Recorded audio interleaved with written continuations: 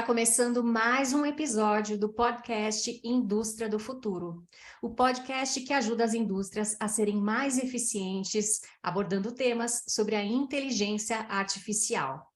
Eu sou a Lígia e hoje a gente vai conversar sobre como a inteligência artificial chegou há algum tempo já nas indústrias, chegou para revolucionar as indústrias e como isso tem a ver com a história da iSystems.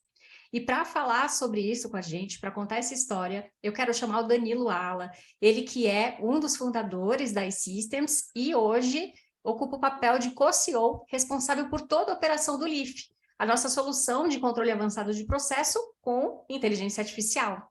Tudo bom, Danilo? Seja bem-vindo. Muito obrigada por aceitar participar dessa conversa com a gente. Eu que agradeço, Lídia. Muito obrigado pela apresentação. É um prazer estar aqui e poder falar um pouco, né, da nossa história e do nosso trabalho que a gente tem feito já há um bom tempo, né, nesse setor. É muito bom ter você aqui e é muito bom a gente trazer aqui para o audiovisual uma conversa que aconteceu em 2016, uma matéria que foi feita pela Endeavor, e nela vocês disseram uma frase emblemática que eu achei interessante trazer aqui para esse nosso papo. E a frase foi a seguinte: passamos 4 anos escutando todo mundo dizer que não conseguiríamos. E aí eu queria começar assim, perguntando para você, o que vocês se propuseram a fazer nesses 4 anos e o porquê de tamanha audácia e teimosia? Bom, Lídia, foi um começo bem desafiador, né?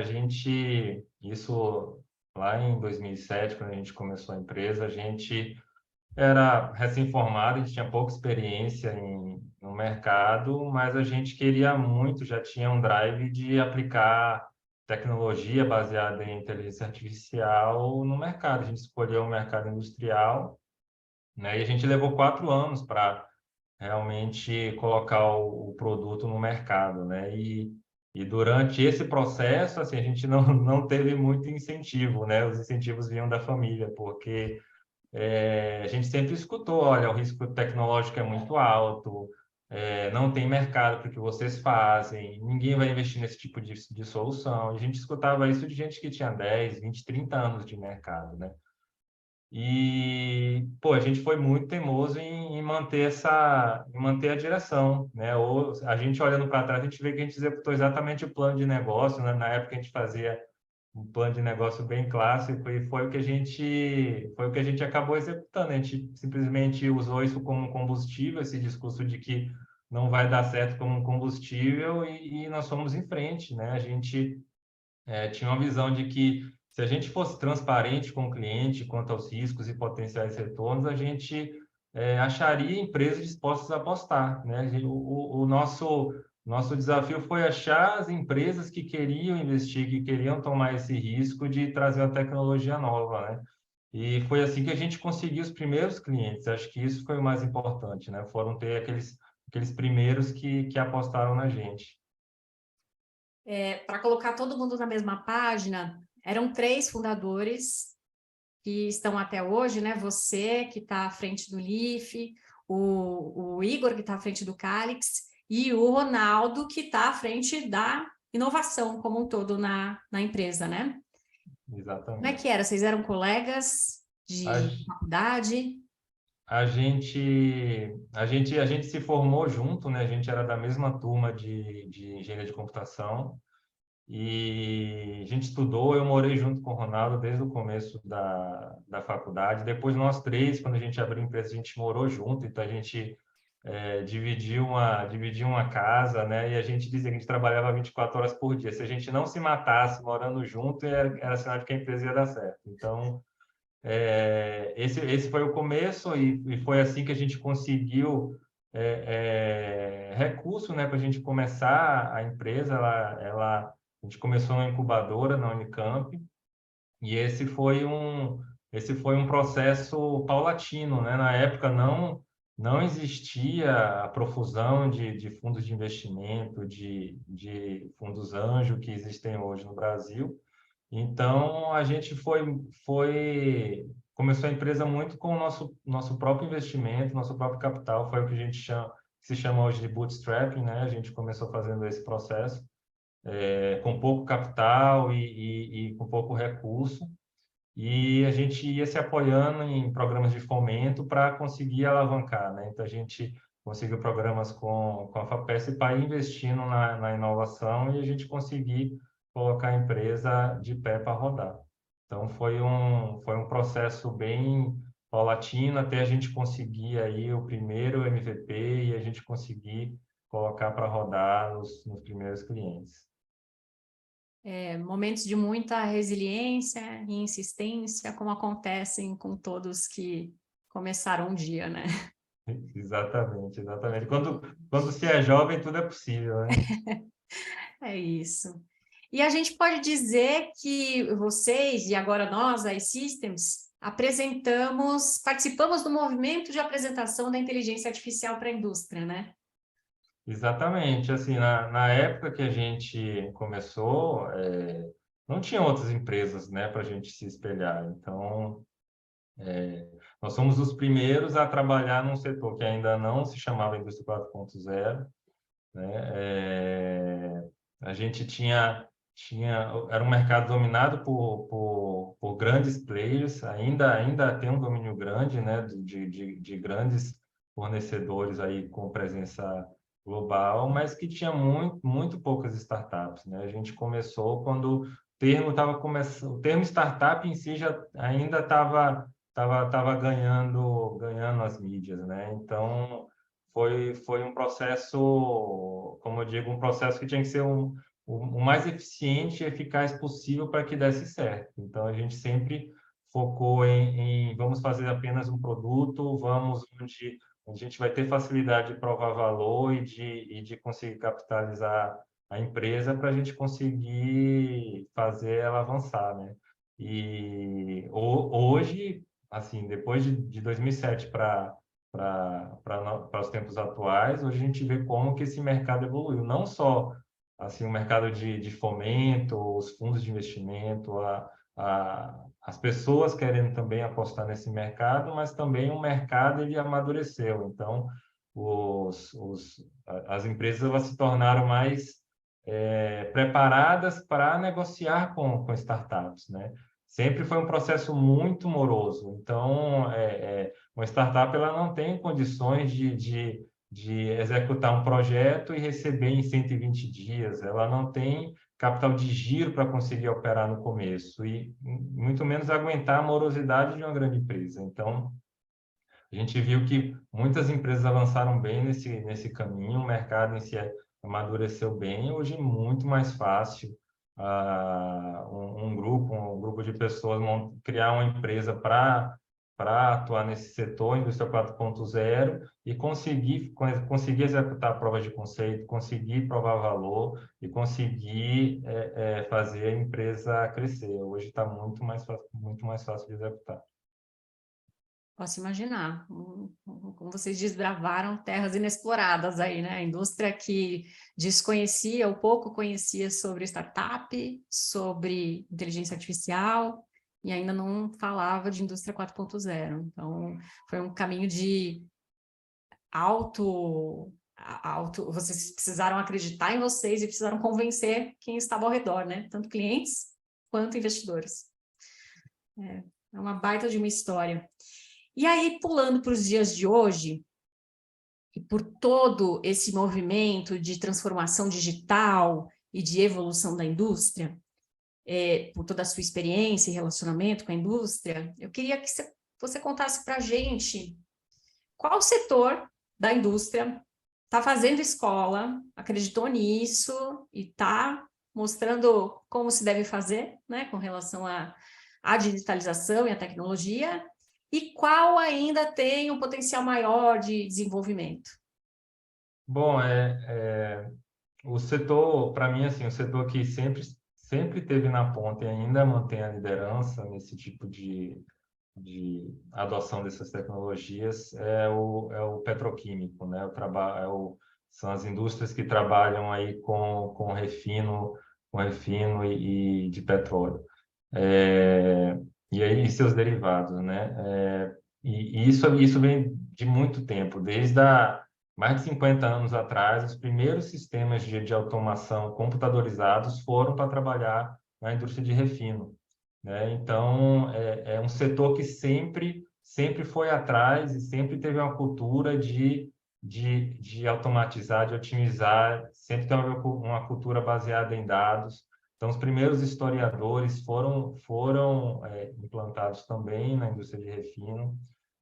As primeiras tecnologias de controle avançado, que é o setor que a gente atua também, foram aplicadas na indústria de refino, porque era uma indústria que tinha, primeiro, ela tinha muito retorno, né? Petróleo, a gente está falando aí de alto valor agregado, então qualquer ganho nesse processo representa bastante, né? Então foi o setor que, assim, implantou essa cultura muito bem, assim, em qualquer indústria de refino, em qualquer parte do mundo, você vai encontrar ferramentas avançadas no sentido de trabalhar com dados, de automatizar, de tirar eficiência do processo, isso é bem estabelecido. E hoje a gente vê que são empresas que estão sempre comprando esse tipo de solução, então a gente não enfrenta nenhum tipo de dificuldade em explicar como funcionam as soluções, porque eles já conhecem, já são compradores. Hoje eu vejo como a indústria de ponta nesse sentido, né? E isso eu estou falando de indústria de processos contínuos, né? Que é onde a gente atua. E a nova fronteira hoje, eu diria que é a mineração. Mineração, ela também passou a enxergar na eficiência com uma nova oportunidade de ter ganhos, né? A gente teve uma expansão muito grande de mineração, então quando a indústria está em expansão, ela normalmente ela está mais focada em aumentar a produção do que buscar eficiência, né? Tá preocupada em abrir novas frentes de lavra para conseguir produzir mais minério e não é uma preocupação ter eficiência, mas nos últimos anos a gente viu que a indústria tem começado a focar nesse ponto, né? Então, a gente tem hoje minas que são operadas totalmente por robôs, a gente tem mineradoras que estão investindo em instrumentação, em coleta de dados, em digitalização, e utilizando isso para aumentar a sua eficiência. E é um setor que tem muito a ganhar. Assim. O setor de commodities é um setor que está sempre sendo espremido pelo preço que é ditado pelo mercado. Então, se uma mineradora produz um determinado tipo de minério, não é ela quem dita o preço. Quando o preço tá elevado, ela ganha bastante dinheiro, mas nem sempre é o caso. Ela tem que estar preparada para situações em que o valor do produto ele cai. E a empresa só vai conseguir fazer isso aumentando a eficiência. Então, a gente tem visto aí essas mineradoras tomando à frente nesse sentido e começando a investir. Então, assim, tem muita oportunidade. Assim, a gente está falando de grandes plantas produtivas, o volume é imenso, né? Então, qualquer ganho, assim, representa aí grandes savings, e não só financeiros, mas também no aspecto do ESG, porque também são indústrias que são grandes poluidoras, né? Então, o olhar da mineração, ele está mais qualitativo, né? O processo produtivo. Exatamente. Muito bom. E, então, falando da indústria 4.0, de todo esse movimento, né? Que envolve a busca por esse nível de indústria, qual que é um dos maiores desafios que você enxerga? Olha, o maior desafio que a gente enxerga, que eu tenho, que a gente já enfrentou algumas vezes ao longo da história das Systems, está mais associado à cultura da empresa, sabe? A abertura para trazer novas soluções. Porque, assim, o fit técnico, estou falando do caso do LIF, por exemplo, que a gente está falando de uma solução de controle avançado de processo. O fit técnico da solução ele já tá aprovado. A gente já tem inúmeros cases, inúmeros processos, né? Então a oportunidade existe e o maior desafio que a gente encontra é a abertura da empresa, né? Muitas vezes a gente encontra uma pessoa que tem muito interesse em trazer uma solução desse tipo, mas ela tem dificuldade em convencer os pares, tem dificuldade em convencer a liderança a investir nesse tipo de solução, porque a empresa está mais ocupada, está mais preocupada em manter a operação funcionando, isso é correto, mas acaba não dedicando tempo para aumento de eficiência, né? Ela tá sempre apagando incêndio e vendendo almoço para pagar a janta, né? Então, são os casos que são mais desafiadores. Como eu comentei, quando a gente tem uma indústria uma empresa que já tem a cultura de investir, a abertura é muito mais fácil. É muito mais fácil a gente levar esse tipo de solução, validar as oportunidades e colocar em execução. Então, isso tem muito a ver com a preparação dos times para investir nesse, nesse aspecto, né? Então, inovação se faz com educação, com formação de pessoas, com estabelecimento de metas para que a empresa ela não só tenha uma meta de produzir, mas ela tenha uma meta de aumentar a eficiência, né? E isso é importante para que a organização ela se mova nessa direção. Então, eu diria que esse é um dos maiores desafios. Assim, uma porta aberta pode trazer muitas oportunidades de ganho. E é isso que é o mais importante, porque o restante é muito mais fácil de se conseguir. Quando a gente fala da indústria 4.0 e dessa onda que já tem há alguns anos e desse movimento de aumento de eficiência das indústrias, a gente viu uma abertura muito maior. É claro que tem empresas que estão olhando para isso agora e tem muito chão a percorrer até chegar de fato na digitalização, né? Quem já estava olhando para isso há muito mais tempo já está muito mais preparado para tirar o máximo proveito. Primeiro vai entender de forma muito mais clara onde que estão as maiores oportunidades e vão saber identificar as melhores soluções para cada oportunidade. Então, eu diria que o maior desafio ainda é cultural, porque a gente está falando de indústria 4.0, mas já houveram outras ondas no passado que se esbarraram no mesmo ponto, né? A onda da automatização. Muita empresa ela optou por não investir em automatização, seja pelo custo mais elevado, seja por algum paradigma que teve que ser vencido, e ela perdeu alguns anos, enquanto outras empresas investiram em automatização. Hoje a gente está falando de otimização, então o paradigma é muito parecido, abertura para trazer algo novo e conseguir se aproveitar disso para ficar na dianteira, né? Sim. Você falou uma coisa muito interessante. A indústria que decide investir, por exemplo, no LIF, né, um controle avançado de processo com a inteligência artificial, ou mesmo uma das plantas da indústria que ainda não tem investido e decide fazer essa transformação, ela tem os benefícios diretos de melhoria da capacidade produtiva, impacta na sustentabilidade, né, gera um menor impacto ambiental, mas também tem os benefícios indiretos, né? Você falou de deixar de apagar incêndio, deixar de vender o almoço para comer a janta. Fala um pouco mais sobre esses benefícios indiretos aí que a gente não percebe num primeiro olhar. Qual que é uma das vantagens, né, de se trazer novas tecnologias? A gente eleva o nível do time. A gente está falando de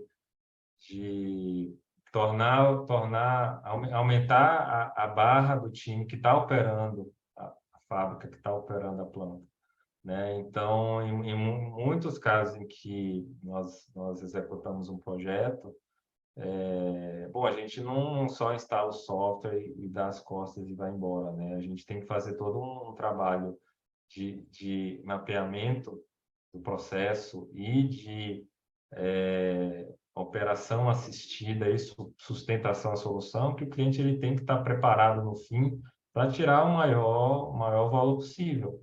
Então, é um erro uma empresa achar que vai colocar uma solução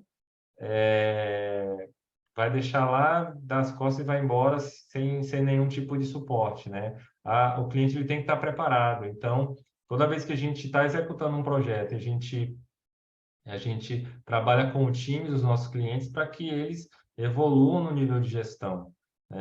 Nossa solução ela depende muito de indicadores claros para a gente provar o benefício. Então, a gente acaba trabalhando na visão do cliente dos seus próprios indicadores. Então, quando o cliente ele executa um trabalho com a gente em algum processo específico, a gente está ajudando a trazer uma visão externa para um processo, né? A gente tem a experiência de trabalhar com processos semelhantes em outros clientes, então a gente está trazendo uma visão externa, trazendo novos inputs, olhando para novos dados que não estavam sendo olhados com tanto vigor antes, e a gente está ajudando o cliente a evoluir o nível de gestão dele, olhando para o processo dele de uma forma diferente, né? Então, não é incomum a gente propor novas formas de se operar ou mostrar para o cliente que o processo dele pode operar em novos patamares depois de um trabalho.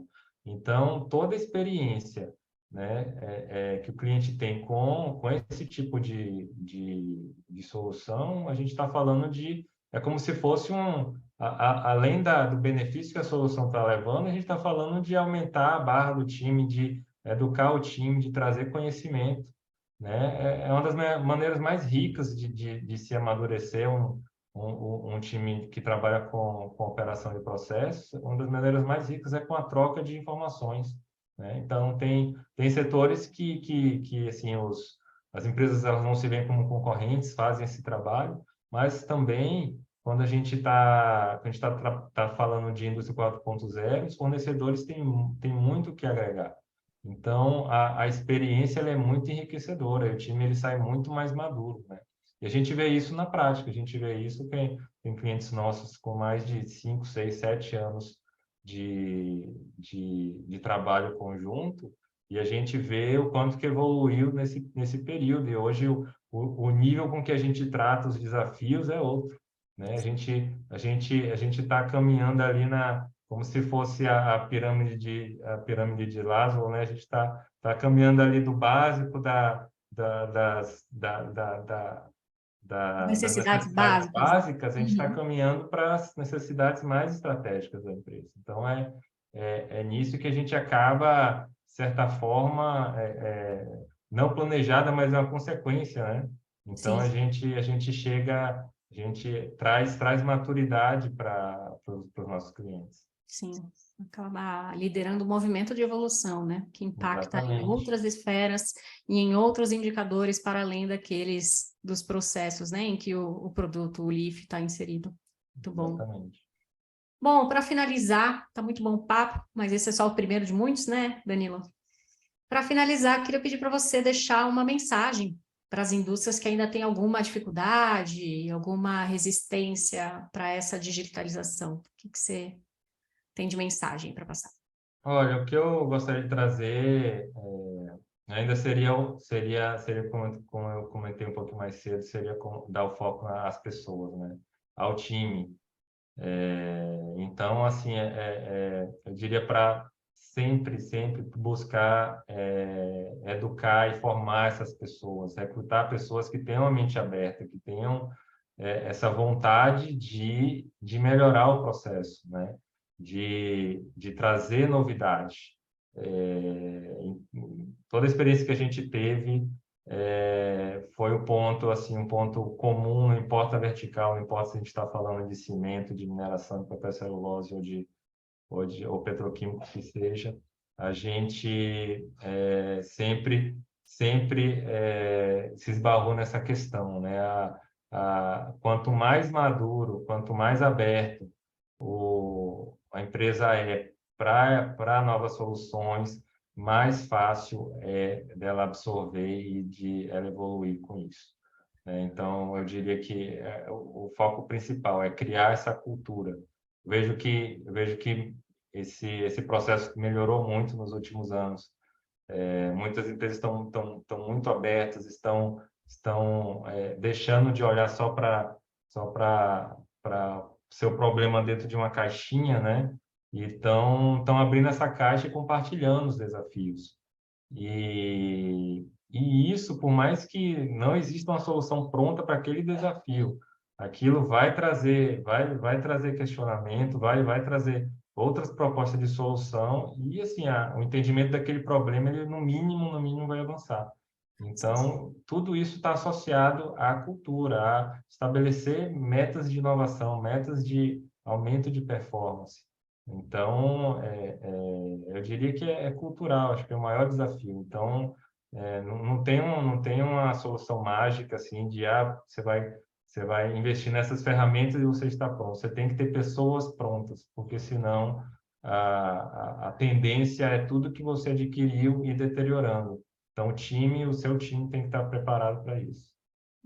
E esse é um dos grandes diferenciais da iSystems, né? Uma área de Customer Success, por exemplo, que está ali ao lado do cliente o tempo todo, formando uma parceria de evolução, de contato muito próximo, de fato são pessoas se relacionando e construindo essa história juntos, né? E assim formando a indústria realmente eficiente, a indústria do futuro. Muito bom. E esse é um dos grandes diferenciais da iSystems, né, Danilo? Uma área de Customer Success que está ali presente o tempo todo ao lado do cliente, construindo uma relação de parceria que desenvolve junto, que cresce junto, e assim a gente vai construindo uma indústria realmente eficiente, realmente uma indústria do futuro. Danilo, muito obrigada pela sua participação. Palavras valiosíssimas que com certeza vão beneficiar muita gente que vai nos escutar. Muito obrigada. Eu que agradeço, Lídia. Obrigado a todos. Até mais. Até. E esse foi o podcast Indústria do Futuro, o podcast que ajuda as indústrias a serem mais eficientes, abordando temas sobre a inteligência artificial. Gostou? Se interessou? Entra no nosso site www.i.systems.com.br, conheça mais dos nossos produtos e chama o nosso pessoal para conversar. E, claro, por favor, compartilhe esse episódio com um colega de trabalho seu. Muito obrigada e até a próxima.